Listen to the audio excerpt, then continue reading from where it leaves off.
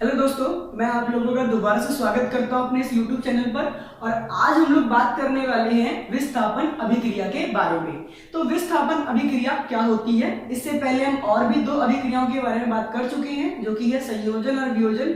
अगर आपको समझ में आ गया हो तो बहुत बढ़िया, और आपने ये वीडियो नहीं देखी हो तो आप मेरे चैनल पर देख सकते हैं। चलिए हम शुरू करते हैं कहीं ना कहीं क्या विस्थापन अभिक्रिया के बारे में। तो विस्थापन अभिक्रिया क्या होता है? चलिए, विस्थापन जैसा कि इसके नाम में छुपा है विस्थापन, और इसके नाम में ही इसका कहीं ना कहीं अर्थ भी है। इसका नाम क्या है? विस्थापन। विस्थापन क्या होता है बेटा? जब कोई एक वस्तु एक अपना स्थान बदलकर किसी दूसरे स्थान पर जाती है तो ये कहीं ना कहीं क्या होता है? विस्थापन कहलाता है। तो इसी को क्या कहते हैं हम लोग? विस्थापन कहते हैं। तो विस्थापन अभिक्रिया क्या हुई, चलिए इसको समझते हैं। मान लीजिए ए कोई अभिकारक है जिसका अभिक्रिया BC के यौगिक के साथ हो रहा है। जब इन दोनों का अभिक्रिया हुआ तो क्या हुआ? ए ने B को उसके स्थान से हटा दिया, और क्या हुआ? A C आपस में जुड़ गया और B को उसने क्या कर दिया? हटा दिया। ऐसा तो ये जो अभिक्रिया है ये क्या है? विस्थापन है। जैसे कि A ने अपना स्थान बदला B, और बेचारे B को वहां से जाना पड़ा, B को जबरदस्ती हटाया गया, और ये किसने हटाया? A ने हटाया। तो ये जो था A और B दोनों ने अपना स्थान को कहीं ना कहीं परिवर्तन किया, तो ये कहीं ना कहीं क्या है? विस्थापन कहलाया। तो इसी को क्या कहते हैं हम लोग? विस्थापन अभिक्रिया कहते हैं। चलिए इसे उदाहरण से समझते हैं। मान लीजिए आयरन की अभिक्रिया कॉपर सल्फेट के साथ हुई, तो क्या हुआ? यहाँ पर आयरन सल्फेट बना और कॉपर का निर्माण हुआ। तो यहाँ पर A क्या हुआ? आयरन, BC क्या हुआ? कॉपर और सल्फेट। तो B को आयरन ने उसको उसके स्थान से हटा दिया और कहीं ना कहीं उसका स्थान ले लिया। तो उसने क्या किया? विस्थापन किया, अपने स्थान को बदला। तो ये किसका उदाहरण हुआ? विस्थापन अभिक्रिया, जो कि बिल्कुल ऊपर वाले फॉर्मूले की तरह लिखा हुआ है। अब सवाल आता है कि ऐसा इसने क्यों किया? तो देखिए बेटा, आयरन जो है वो कॉपर से कहीं ना कहीं अधिक शक्तिशाली है।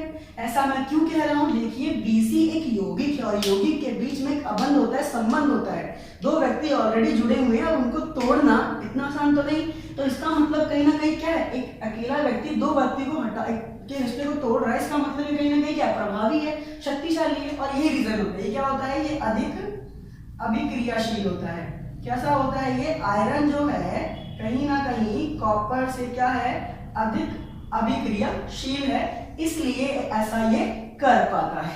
चलिए इसको अगर थोड़ा सा और समझते हैं। आयरन हम ठोस है, कॉपर सल्फेट एक जलीय विलयन है, और इनको मिलने के बाद जलीय विलयन और ठोस पदार्थ बनता है। तो होता क्या है? आयरन एक कील है, और कील को एक परिनालिका में जब डाला गया, और उस परिनालिका में क्या है? जलीय विलयन। और जलीय विलयन कौन सा है? तो कॉपर सल्फेट है। जब इस कील को इसके अंदर डाला गया तो इसमें अभिक्रिया हुई, और अभिक्रिया में हमने क्या देखा कि इसका रंग जैसे कैसा था? पहले नीला था, आयरन को डालने के बाद इसका रंग क्या हो गया? बदल गया, और वो कैसा हो गया? वो हरा हो गया। और जब कील को बाहर निकाला गया तो कील के ऊपर कॉपर का रंग चढ़ गया, जो कि कैसा था? भूरा। तो यहाँ पर रंग परिवर्तन देखने को मिला, जो कि किसको दर्शाता है? रासायनिक अभिक्रिया को दर्शाता है।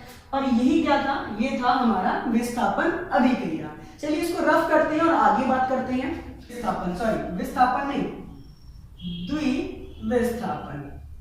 द्विविस्थापन अभिक्रिया। अब द्विविस्थापन अभिक्रिया क्या होती है? तो द्विविस्थापन में अब पहले हमने विस्थापन को देखा, अब यहाँ पर द्वि मतलब दो, यानी कि दो यौगिक में जब आपस को मिलाया जाएगा तो दोनों यौगिक अपने अपने स्थान को कहीं ना कहीं क्या करेंगे? परिवर्तित करेंगे, और इसी को क्या कहा गया है? द्विविस्थापन अभिक्रिया। चलिए समझते हैं। जैसे कि AB मान लीजिए कोई यौगिक है, उसकी अभिक्रिया CD के साथ हो रही है, और जब इसमें अभिक्रिया हुई तो A ने क्या किया? A ने D के साथ जुड़ा और C B के साथ जुड़ा, और दोनों ने क्या किया? एक दूसरे के स्थान को क्या कर लिया? परिवर्तित कर लिया। ठीक है ना? यानी A किससे जुड़ गया? D के साथ, और C किससे जुड़ गया? B के साथ। तो इन दोनों ने ही कहीं ना कहीं अपने स्थान को परिवर्तित किया, मतलब चेंज कर लिया। तो इसीलिए क्या कहलाया? ये द्विविस्थापन अभिक्रिया कहलाया। ठीक है ना? अब इसको आप कैसे याद रखेंगे? तो आप इसको ऐसे कर सकते हैं। मान लीजिए AB कोई यौगिक है और CD भी कोई यौगिक है। समझ लेते हैं, एक AB के ऊपर प्लस चार्ज, जो कि हमेशा इसी के ऊपर प्लस चार्ज होता है, BC पे नेगेटिव होता है, ये ऐसा क्यों होता है? धनात्मक ऋणात्मक आवेश हमने इस पे क्यों रखा, इस पे नहीं रखा? तो इसको हम चैप्टर में पार्ट 3 में जब हम पढ़ेंगे तब हम आपको समझेंगे। मान लेते हैं इसके भी प्लस माइनस मान लिया, तो हम सब जानते हैं कि ऋणात्मक जो धनात्मक आवेश ऋणात्मक से आकर जुड़ेगा, उसी प्रकार यहाँ पर भी जो धनात्मक आवेश है वो ऋणात्मक से जुड़ेगा, और इस तरीके से AD और CB क्या होंगे, आपस में जुड़ेंगे। चलिए अब इसको उदाहरण के माध्यम से समझते हैं। तो मान लीजिए हमने एक उदाहरण लिया, जैसे सोडियम सल्फेट Na2SO4 और बेरियम क्लोराइड। जब इन दोनों को क्या हुआ, अभिक्रिया हुई, यानी कि एक परिनालिका में हमने क्या लिया है, सोडियम, और दूसरी परिनालिका में हमने क्या लिया है, दूसरी परिनालिका में हमने लिया है बेरियम क्लोराइड। दोनों के दोनों कैसे हैं, रंगहीन हैं, ठीक है। जब इन दोनों को आपस में मिलाया गया तो हमने क्या देखा, अब हम देखिए इसी को समझते हैं। इसको पहले को पॉजिटिव माना था, ठीक है ना, इसको नेगेटिव, ये पॉजिटिव और ये नेगेटिव, यानी कि धनात्मक ऋणात्मक धनात्मक ऋणात्मक। तो धनात्मक ऋणात्मक से जुड़ेगा तो क्या बनेगा, NaCl, तो और यहाँ पर क्या बनेगा, BaSO4। तो यहाँ पर बना बेरियम सल्फेट प्लस NaCl बना, ठीक है ना, क्या बना, NaCl। और दोनों के दोनों कैसे हैं, जलीय विलयन है, ये भी जलीय विलयन है, ये भी जलीय विलयन है, परंतु ये ठोस है और ये क्या है, ये जलीय विलयन है। यानी कि ये कहीं ना कहीं क्या बना, ये कहीं ना कहीं अवक्षेप बना। और कैसा अवक्षेप है, अवक्षेप बना, और कैसा अवक्षेप बना, तो ये सफेद रंग का अवक्षेप बना। कैसा, सफेद अवक्षेप बना, ठीक है। चलिए ये अभिक्रिया हुई। अब आप देख सकते हैं जो ये चीज यहाँ पर लिखी हुई थी वही सेम चीज यहाँ पर भी हुई, दोनों ने ही अपने स्थान को चेंज किया, इसीलिए से द्विविस्थापन किया, क्योंकि दोनों इस यहाँ का भी जो एक तत्व है, यहाँ का भी जो एक तत्व है, दोनों ने अपने तत्वों ने आपस में अपना स्थान बदला, दोनों यौगिकों में ऐसा हुआ, और बदलने पे ये उत्पाद बना, और वो बिल्कुल ऐसे ही है। इसको आप इस तरीके से समझ सकते हैं, ठीक है ना। हम इसको पार्ट 3 में समझाएंगे कि इसके ऊपर प्लस इसके ऊपर माइनस क्यों आता है। चलिए जब दोनों को मिलाया गया तो दोनों के दोनों कैसी हैं, दोनों ही रंगहीन है, यानी कि दोनों में कोई रंग नहीं है, परंतु जब अभिक्रिया हुई तो दोनों में एक अवक्षेप बना। अवक्षेप क्या होता है, ठोस पदार्थ बना।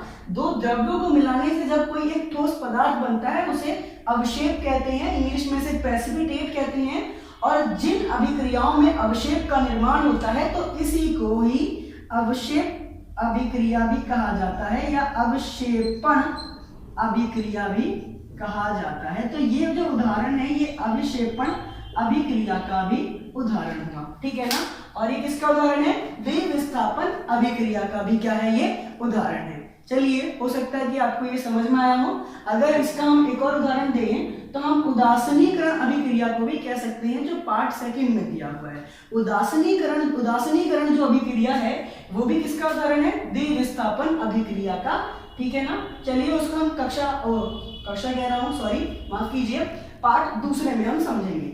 आशा करते हैं आपको समझ में आया होगा। तो समझ में आया तो प्लीज लाइक करें, शेयर करें, और प्लीज कमेंट लिखकर जरूर बताएं कि आपको ये कैसा लगा। धन्यवाद।